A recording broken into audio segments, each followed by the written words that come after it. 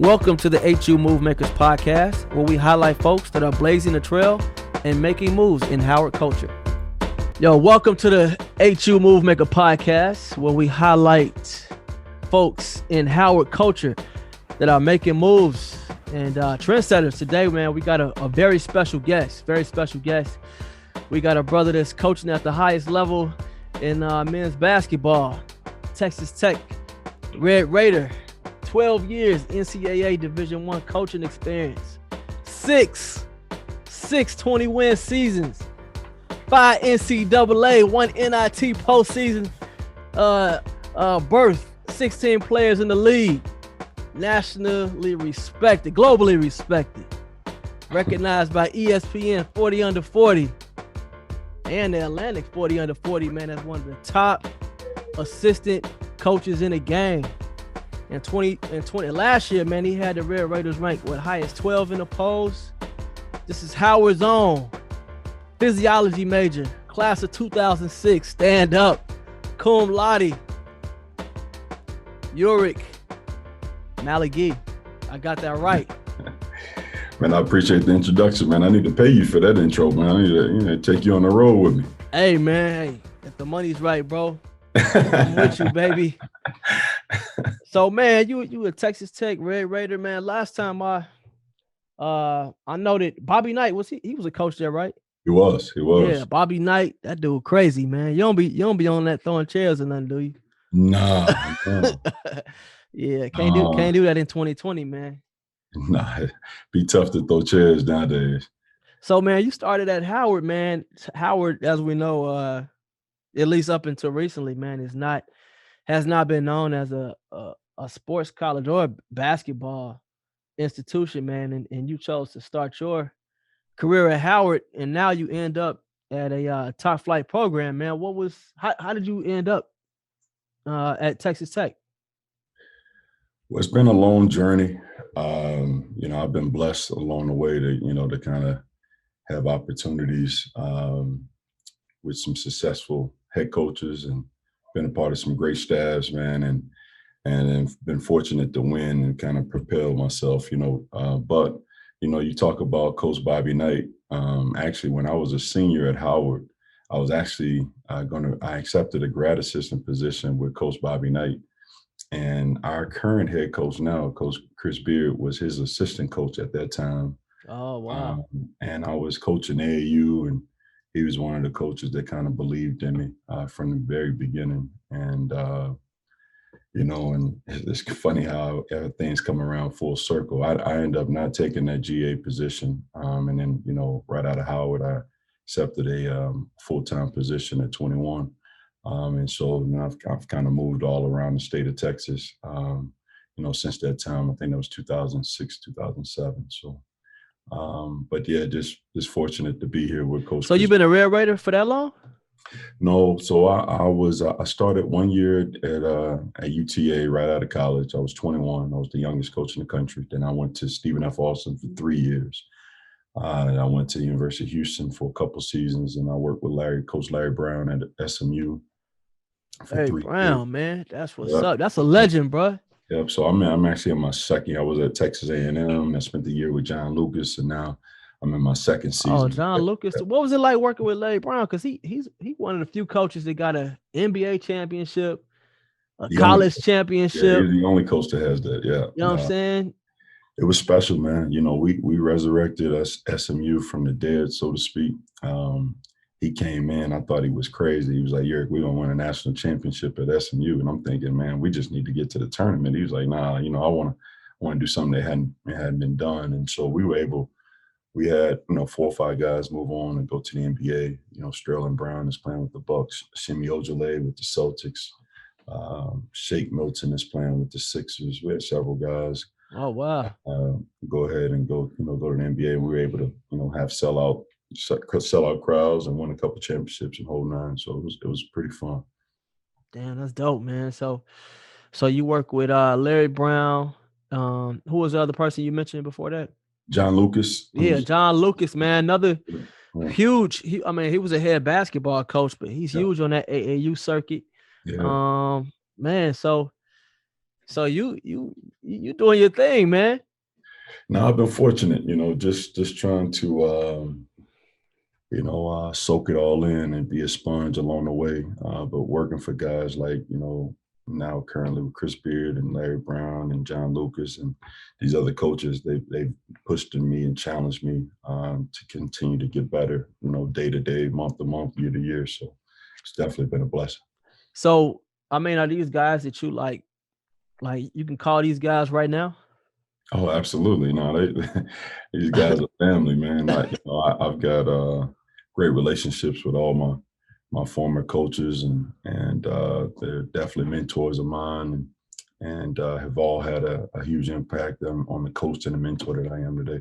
So how did you get the respect to like coaches to get these positions? Because when I look up Howard's basketball record, man, it's it's trash going back to like, I mean, as far as I can go back, it was like the most games we had ever won the season was like 5 or 6. And that's going back like 20 years, man. No, that ain't true. That ain't true. But no, I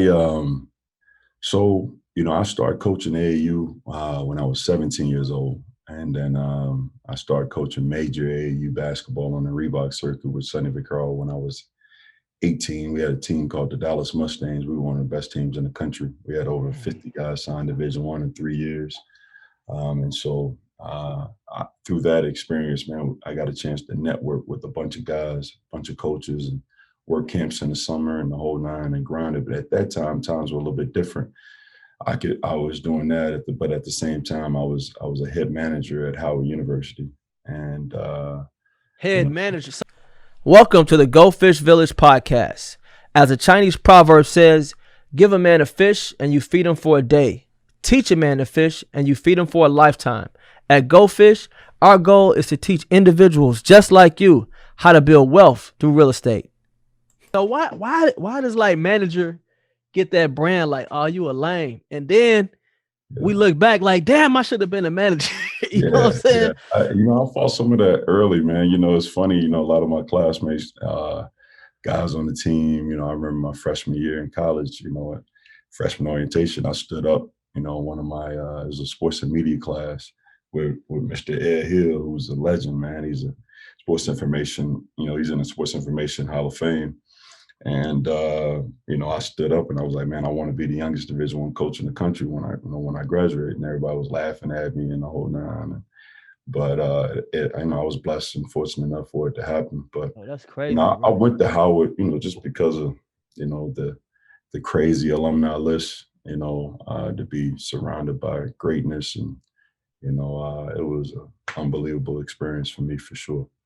Man, and now you on that list, man. I mean, like you said, you was the youngest Division I coach in basketball at the time. So, I mean, you putting on for Howard, man, in a big way, I mean, so were you not like where you from again? Originally from Charlotte, North Carolina. Yeah, so why not? Charlotte, North Carolina. I moved to Arlington, Texas when I was 14. So basketball-wise, like Texas is kind of home for me, DFW area. So why Howard though? I mean, if you coach in AAU at 17, that it takes a maturity to do that, first of all. And then you said you working with cats like Sonny Vaccaro. These are like household basketball names, and you working with these cats at a young age, but then you go to like Howard. I mean, you like. Well, Josh, it was crazy. I got accepted into Howard late. Of course. I was going to North Carolina A&T, and I was going to major in architecture, the whole nine. And so, man, I actually met one of the Howard assistant coaches, Aki Collins at that time. He was the associate coach at Howard. He actually moved on. He was an assistant at Marquette in Memphis, and he was a scout with the Thunder. Now he's an assistant over at the University of New Mexico. But at that time, man, he heard that I was going to A&T to be a manager. He was like, man, have you ever thought about Howard? And I was like, man, well, I was interested in Howard, but I never got an acceptance letter. Make a long story short, I ended up getting accepted late. And then fortunate enough, man, Coach Frankie Allen gave me the opportunity, man, to come on and be a head manager. And so that's kind of where I got my start. So That's dope, man. But Howard, for me, it was all about, I mean, it was a no-brainer. Just when you look at the alumni list, I knew the Black excellence, the people that come out of there. And I got a chance to visit the campus, and I saw it was 80% female. I was like, man, I could find my wife there, and I was fortunate enough to do that. I was able to meet my wife on the booty wall over there in the quad. So that's real. Hey man, if you can't find a wife at Howard, man, you can't find a wife, period. If you're looking for a wife, you feel me?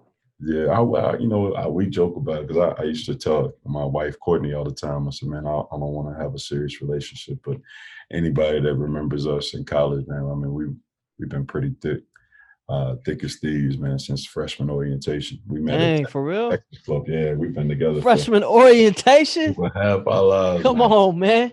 19 years old, man. It's crazy. Yo, that's nuts, man. And you got two kids, right? No, I have two nieces. Two nieces. Yeah, we don't have any kids yet. I gotta learn how to read. Yeah, we've been chasing our careers. My wife was actually a doctor, and I was a coach, so she's been chasing her career, and I was doing the same. So now we're starting to settle down, and thinking about starting a family and all that kind of stuff. Yeah. Yo, that's what's up, man. Yeah. That's what's up, man. It's that Black excellence, bro. Yeah. Y'all adding to the legacy of Howard, man. Black love and all of that. So now, man, you and she held you down early. So now you top assistant in the game. So you getting paid, bro. You getting paid, man. I mean, I'm blessed. I want what Coach Beard making one day, but I'm blessed. Me too, man. You and me both, man. So man, you at Texas Tech, man. I mean, what is it like to start at a humble program like Howard? And then, I mean, I know you was on your thing on the AAU circuit, so you was never intimidated. You knew you could do it, but walk me through like the differences of a program like Howard, where, let's face it, the basketball players at Howard probably gonna be insurance agents. Texas Tech, these guys have legitimate chances of not only going to the NBA, but just being pro for real. Like, what's the difference there? Well, I'll tell you this, man. Howard prepared me, not necessarily the basketball program itself, but just the experience. I tell people all the time, like, I am the man I am today, a large part of because of the mentors that I had at Howard. It taught me that I'm not necessarily better than anybody, but I'm just as good as anybody that's out there, and I'm prepared, and I strive to be the best that I can be. Now, starting in the MEAC, and being on those bus trips, 17 hours to Tallahassee, or driving all the way to Bethune-Cookman, I'm very thankful for the charter flights that we have now. You know what I mean? So it's definitely a blessing, but to be able to start at that level, at the ground level, so to speak, and then be able to kind of work my way up, I have an appreciation for every level. And I think I'm probably a little more appreciative of the opportunity, versus some of these coaches that have never been at a low to mid-major level. So my appreciation, I understand the challenges at being at a school like Howard, but it makes me more appreciative to be at a Big 12 school like Texas Tech. So if you was athletic director at Howard, man, or like, what would you do to turn our sports program around? You fire everybody, just fire everybody. Y'all out. I think it's it's brick by brick. It's a process, man. And I think that it's about I think our AD Howard is doing a great job from what I hear and what I understand of hiring coaches that are committed to education first and foremost, and committed to student athletes, and providing a positive experience on that great campus there, and understand the value of a Howard education and the Howard experience. But it's all about players. It's about a commitment level from head coaches and their coaching staffs, and those coaches having a vision. So I don't think I'm knowledgeable enough, to be honest with you, as to what's going on there at the Howard athletic, department to really comment and dive into that question like that. So. Yeah, when you look at it, I mean, Howard has had some great athletes, especially through football and of course track, with David Oliver's goal. Oh yeah. He's won medals and represented well in the Olympics, and we've had a ton of football players. But I've always wondered, man, like why, how Gonzaga every year they top 25 team every year, and they're not in the most competitive conference, but you would think with as much talent, let's face it, I mean, the NBA is probably like what 70% black, a lot of the top players are black. You would think it would be like one black college that every year top 25 team, like they in the hunt for a national championship. Yeah. Why don't our athletes come to HBCUs? Because in a sport like basketball, 3 players commit to Howard, we straight. You know what I'm saying? It's not like football where you need like 30 players to commit. Yeah, it just hopefully, man, obviously, man, I was really excited, like I was Coach Maker when he committed to Howard, man. If you follow me on Twitter, man, I was retweeting everything. I thought that was, definitely paramount, and hopefully it'd be something that can kind of, change it. But like you're right, it's not going to be just one player. Hopefully, one of these days it could be, 4 or 5 guys that decide to team up. You hear about how the Fab Five had thought about either going to Howard or Jackson State, but it didn't happen, but if that ever happened, I think it'd be a game changer. Players make a program. It's not the name on the front of the jersey. It's what we've done here at Texas Tech. Texas Tech before Chris Beard was the head coach here, even though, Coach Bobby and I have some really good teams, it's just, it's been some players, some NBA players have come here that decided to trust us with their careers, and they've taken off. So if that ever happened, the talent level was able to really all come together, then I think you'll start to see that trend set. What do you I mean, to like a player that's number one, or top 5 or top a 5-star player coming out? Mm-hmm. What are they seeing from a top program versus a Howard or a HBCU that's making them say, "No, I'm gonna go to Texas Tech. I'm gonna go to Kansas or Kentucky instead of Howard"? Like, what do you think it is making them lean that way? I think it's several different things. I think it's the head coach notoriety to start with, the success of the program, the number of NBA players that have been developed through certain programs, exposure, the ESPN platform, being able to play, every game on national television. I think, being able to play against top competition, some of these Power 5 conferences, night in and night out. I think, and obviously then the facilities, man, the monies, the resources, the support, you know what I mean? So I think those things have to be in place too at some of these institutions to realistically have a chance. And then you go back to these high school and grassroots coaches and trainers, man. I mean, they got to help the HBCU coaches too. You know what I'm saying? So like when I was at Howard, you would hear, in those recruiting meetings, man, certain programs, even, when we tried to recruit locally, and you can get this kid, but you can't get that kid, or he would be good enough for you guys. And who would say that to you? Just various coaches. That's been almost 20 years ago now, but it's you just would, I think it's one of those things where you gotta have some people help you and in your corner, and some of that is on the head coaches too, to cultivate those relationships and have the relationships that people trust you with their players, and want to help you, and help you load you up. So. Man, that's tough, man. That's tough for schools to compete. So getting a player like Maker was big for us, but he's out indefinitely. I don't know. Did you know that? I didn't know that. No, I'm sorry, man. I've been swamped with our season, so no, I had Yeah, zero. man. He's only played 2 games, bro. Out indefinitely. I think. What happened? Did he get hurt? Yeah, they said he was playing hurt. 0-2.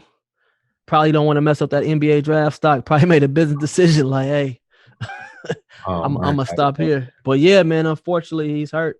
So I hope that he gets better and can definitely, make it at the next level. You know, so he's done for the season.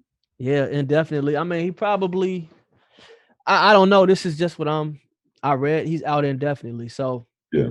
Well, If they're saying indefinitely, maybe he's got a chance to come back though. yeah, but with us being Owen, whatever, probably doesn't help. It probably makes his decision to shut it down a little bit easy. Yeah. But it's unfortunate, man. I was so excited because this year Howard plays Notre Dame at Howard I know. on MLK Day. So, if students were back, that game would have been crazy. I know. Yeah, man. So, what are your thoughts on players, man, getting paid? How do you feel about that? Well, it's I mean, I think, if they have an opportunity to take advantage of their name, image, and likeness, I think that, for us personally, we want to try to max it out for them, and so right now we're in the process of trying to figure out what that's going to look like for our guys, whether it's, individual camps, autograph sessions, um, being able to take advantage of sponsorship opportunities, what have you. So, yeah, I think it's fair, and so we want to do everything we can legally to try to be able to help our players, maximize that when that rule goes through, if it does go through. Yeah, it's only a matter of time because social media is so big, and when you think about the following that these kids will have, and the Mhm. fact that a lot of these guys, even though they're really good, they may not make it to the NBA. So the time for them to cash in might be at the collegiate level. If I got 1 million followers, I want to, cash in on that while I can. I don't want to be like praying to go to the league, because anything can happen. But that's dope that you guys are already thinking one step ahead. Is that something that you say in your pitch when you're recruiting guys? We talk about it a little bit, but I wouldn't say it's necessarily a part of the quote unquote pitch. Yeah. But it does come up, and we're just trying to be ahead of the game when it comes to that. So we have obviously Mac McClung on our team right now, who I'm not sure if you're familiar with, from Gate City, Virginia. He's a transfer from Georgetown. He has one of the largest followings on social media. Oh, really? So yeah, he's kind of a rock star, man, YouTube sensation. And so I know it's something that we talked about heavily in his recruiting process. So Wow. yeah. How is so I mean, what so when you go into these houses and communities, I mean, what what is your pitch? Like what are you saying to get the trust of the kids, not only the kids, but parents and coaches? Well, just being a man of my word, and delivering on those things. I think that's what um, has allowed me to have the success that I've had in our business. Is just if I said I'm gonna do something, to follow through with it. Player development is really key. Helping guys to fulfill their dreams of playing, professionally.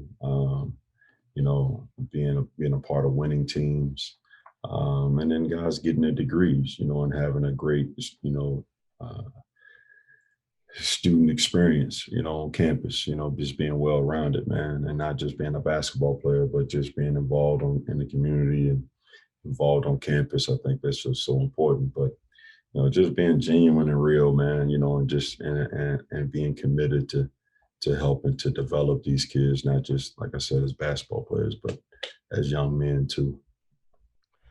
Man, so is it how competitive is it? Oh, it's Recruiting. extremely, obviously we're trying to recruit the best players in the world that can help us win a national championship, but also guys that we think can play in the NBA. So it's only a handful of those guys every year. And so, we're trying to we're recruiting against the Kentuckys, the Kansases, all the blue bloods, and we're competing against a lot of teams in our state as well for some of these hometown kids. So are you telling people like, hey, our goal is to get you in the NBA like within a year? Or are you saying like, is your pitch different from somebody who might be, let's say, like the X Factor guy who may not be going to the league, but he's gonna be valuable to the program? Like. Yeah, we work for all our guys as if they're one and done. Okay. And we don't come in and say, hey man, you're gonna be a 4-year guy. I mean, you never know. We had a kid, Zaire Smith, who was ranked like 428 a few years ago that played on the Elite 18, 17, 18. And I mean, he's the first non-top 100 recruit to ever be a lottery pick. And so he came in and, he signed in May, and then, 8 months later, he's sitting in the green room. So we've had 3 draft picks, 3 years in a row, which is, there's only a handful of teams in the country that can say that. So I think one of the major sells that we have here at Texas Tech is our player development, because we got several guys playing the NBA that a lot of people didn't think would play in the NBA. Yeah. So when you're out there recruiting, is it like you have a territory, or coaches is like, hey, don't come back empty-handed? Well, we recruit, we try to recruit inside out. So, we'll start here in Texas. And then now, man, we feel like we have more of a national brand playing in a national championship game. A couple of years ago, we've got the best record in NCAA tournament the last 2 years. So, now, we've got kids from all over. I just talked about Mac McClung being from Virginia. We've got a couple of kids from Chicago. And then we got international kids as well, and so we, like I said earlier, man, we're trying to recruit the best players in the world. So. Wow, man. So if you need a plug in Chicago, man, I could hook you up with the Irvin brothers, man.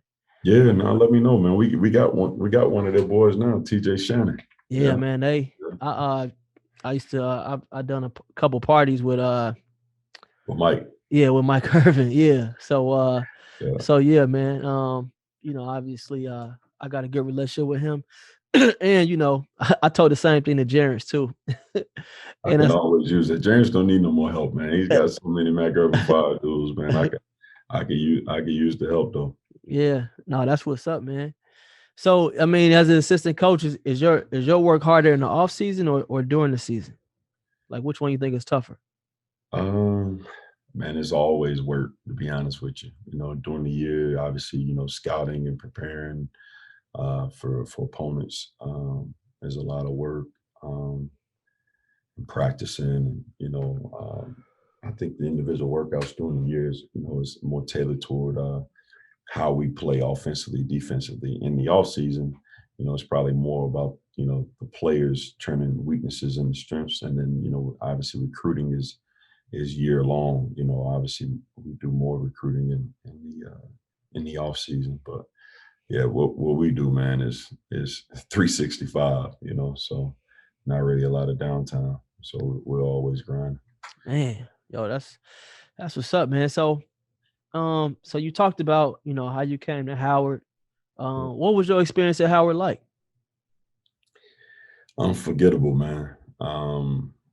For me, I always tell people I encourage all kind of kids to go to Howard, but just the HBCU experience as a whole, I think that I think everybody should experience that. When I was coming up in high school, I was always in a lot of academically gifted classes and honors courses, and I would be like one of two, Black kids in the class, or the only, Black male in the class. And so to be able to go to Howard and be around so many other Black scholars, and, see so many kids that, dream to be great in whatever profession. And now to look up, you talked about David Oliver. I remember him living in Cook Hall, Antoine Bethea, Lance Gross, some names that were there. Brian Jackson, who you may not be familiar with, but he's, I remember him talking about wanting to be, a sports analyst. And, him fulfilling his dreams, and AJ Rawls. I mean, the list goes on and on and on. Just when I look back, it's just so humbling to know that I was, amongst that group, and to be able to walk around the yard. And then, like my wife, even, I mean, she's not, a celebrity or nothing like that, but in our family, she is, she's the first doctor on either side of our family, from Oak Cliff, Texas. We both got it out the mud, man, and so for our family, man, for us to kind of be generational changes, so to speak. I was the first one in my family to get my degree. She was a doctor at MD Anderson, which is arguably the number one cancer research hospital in the world, so just was a different vibe, man. I don't know. I mean, just you were pushed and challenged every day. I would be in biology class and maybe I half-assed an assignment, and then, I had a professor going off on me because they're like, man, you should be so much better. You got to be 10 times better in the real world. You know what I mean? Like everything always turned into, so I thought that was cool, man, and then just the energy, man, just the energy, the calf, the parties, the house parties, the yard, and just hanging out and all the memories and all the fun times were always great too. Homecomings, everything. So throughout all of that, I mean, you always saw yourself where you are now. Yeah, man, I wanted to coach when I was, at the age of 15. So this has always been my passion. I've been fortunate, man, to kind of, figure out what my passion was early. And so did you ever play? I played in high school. Okay. I played in high school, and I used to, jump in practice here and there. My freshman, sophomore year. I probably was really on the coaching staff my junior, senior year. But yeah, I played intramurals while I was there at Howard. But I had opportunities to probably play smaller college basketball coming out of high school, but I always knew I wanted to coach. And so when I took off with an AAU program, and then had the opportunity to kind of, what is it about coaching that you like? Man, just I love the game of basketball. I knew I wasn't going to be an NBA player, but I always admired guys like, Coach Eddie Robinson that was at Grambling, Coach Fane Mitchell that was at Coppin State at that time when I was coming out. I admired Coach Ben Joe from Southern. My dream back when I was in high school, and I still talk about it to this day, was I wanted to take a HBCU to the Final Four. I wanted to be the first coach to be able to do that. And, that was always like, kind of my dream. And so, I just like the fact of being able to help young men through the game of basketball, shape them for life. You know what I mean? Give them the life skills, help them fulfill their dream. I love winning. I love the competitive part of basketball, but so many life lessons in sports and with teams. I feel like, I felt like that was my calling, to be able to be a blessing to these young kids that I'm able to come in contact with. What would you say your biggest success story is, or the biggest impact that you've been able to have since becoming a coach? I would say it was a young man by the name of Darius Gardner that I recruited when I was at Stephen F. Austin. He had played for Yates High School. I don't know if you're familiar with Yates, in Third Ward in Houston. But at that time, they were the national champs, number one team in the country. But a lot like me, man, he was he was going to be the first one in his family to get his degree. And he was salutatorian there at Yates. I actually, I told him, I said, man, once you get your degree, I'll be there, at graduation for sure. So anyways, life happened. I left Stephen F. Austin. He ended up transferring from Stephen F. Austin to American University. And, I tried to get him to go to Howard, but that's a whole nother story. He came back to the Bird, and I think he had almost like a triple-double, Josh. Yeah. Oh, wow. Come on. He's like, I got you come to Howard. But he got his degree at American. I told his parents not to tell him. And I think I was coaching at SMU at that time. I flew up And I was at his graduation. He saw me out when he came off the stage. You start crying. It was a big time moment for me. Wow, that's amazing, man. Yeah. That's amazing. A lot of times, man, people get to these positions even though they worked hard for it, worked their butt off, and they have uh imposter syndrome. Yeah. Have you ever experienced that? All the time. But I try to stay humble as possible, man, but also confident, and just never to forget where I came from. You know what I'm saying? I've been fired twice, Josh. I've been through a major NCAA investigation where I was wrongfully fired.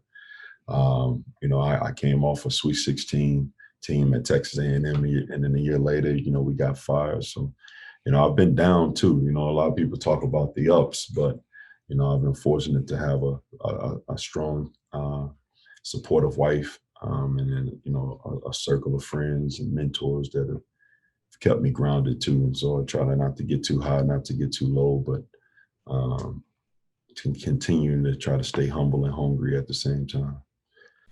Welcome to the Go Fish Village podcast. As a Chinese proverb says, give a man a fish and you feed him for a day. Teach a man to fish and you feed him for a lifetime. At Go Fish, our goal is to teach individuals just like you how to build wealth through real estate. What was that like to get fired and for that to be like a public thing?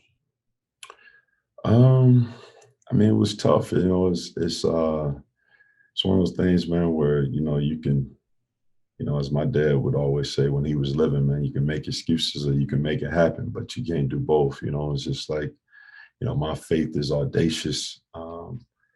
Hadn't really, it was kind of why I felt like at 18 years old I was going to be the youngest coach in the country, and everybody thought I was crazy. I just this ride that I've had, this journey that I've been blessed to be on, man, it's just really been faith driven, and just staying grounded and just just understanding everything happens for a reason. I think those experiences helped shape me. It helped me realize who my friends really were, who was really with me, who wasn't. Saw some of those imposters that you talked about, and so. But it's always tough being fired, but I always stay positive. And I've been blessed every time, man. Every time I've been fired, honestly, to get a better job. So it's been good. So ultimately, where do you see yourself, man, in the next 10 to 15 years? Yeah, well, my goal has always been to be a Hall of Fame coach. And I want to be an impactful coach. Guys like Coach John Thompson are guys that I admire tremendously, not just because of their impact on winning basketball games, but they won lives, and so that's what I hope when I'm dead and gone one day, man. People say a lot of the same things about me. Is just my impact that I had on people, but yeah, the goal is to be a Division I head coach. My goal right now is to help Texas Tech win a national championship. And I'm just trying to do everything I can to help us do that. And then, ultimately, man, I think, the chips will fall where they may, and I'll be blessed with that opportunity. I feel sometime soon to have an opportunity to run my own program. What separates you from other coaches in across the country? I don't know, man. I don't know. I try to be the best version of myself every day, Josh. I try to, be where my feet are, where I am. Texas Tech is my dream job, and I treat it as such, and I try to be better than I was yesterday. I'm really intentional about my development, all the way around, man, as a coach, as a mentor, as a husband, as a son, as a friend. So, I think that just my hunger to get better, my winning pedigree. I've been blessed to work for some of the best coaches in the business. And I think I got, I don't feel like anybody is, I don't think I'll work harder than anybody, but I don't think anybody's working harder than me, if that makes sense.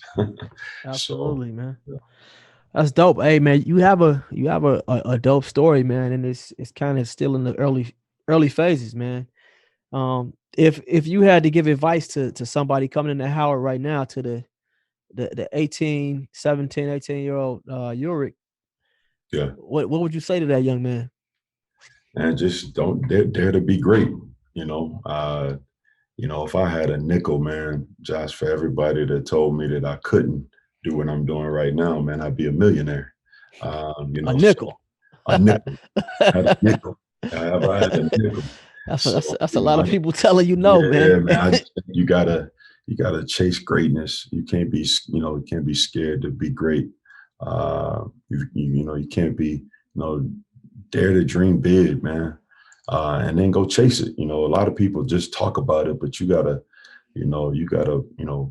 really have a plan and then go chase it, man. And surround yourself with, I want to be a millionaire one day. I feel like I'm gonna be a millionaire one day, but I got millionaires in my circle. You know what I mean? My granddad used to always say, if you hang around the barbershop long enough, you'll get a haircut. So the people that I hung around at Howard, my circle, my wife and other friends, and they all are. It's no coincidence that we all are, successful in our careers and are doing things. So I feel like if what they always say, you show me your friends, I'll show you your future. Absolutely, man. So I think Absolutely, bro. you at Howard, man, you got to be connected to people that are driven and going in the right places and pushing. Yeah, you want to have fun, but you got to be around those people that are aspiring to be great. Absolutely, man. I couldn't have said that better myself, man. So right now, man, what are some things you got going on outside of basketball, man, is to stay balanced? Because you working 24/7, 365. I'm working on the balance, man. I'm working on that hard. Something I probably got to continue to get better at. But my wife, man, people that know me, man, I'm terrified of dogs. And we just got a toy poodle mix probably about 3 weeks ago. So that's been kind of adventurous for me, just trying to get over that phobia. So I like to, spend time with the dog. And, we got a few shows on TV that my wife and I like to, Family Feud is one that we watch late at night and just trying to chill out. And I've been trying to get into reading, man. And I've been try to read a chapter a day of something, and just trying to expand my brain, that kind of thing. But how do you avoid like stress? I mean, you can't really avoid it, but how do you you get in these positions, man, you're in a pretty high profile position. You kind of representing not only Howard, man, you representing Black men, you representing cats from the underdog, really. Everybody who went to a HBCU that, when I come to a Texas Tech Red Raider game and I open up the program, I'm like, yo, this dude went to Howard. How did he get this? It's kids out there, man, that don't know that you can make a career from being a coach. You know what I mean? I didn't know that until, maybe 10 years ago. Of course, I knew you could be an NBA coach, but that didn't seem like a reality, man. So how do you how do you balance and not be stressed and not take stuff home? Like, what are you doing to make sure that you right, mentally? I think a lot of prayer and just spiritual work.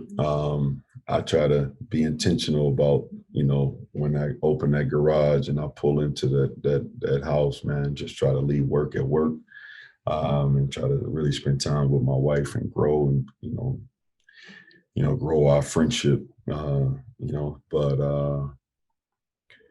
it's the pressure is going to be there though.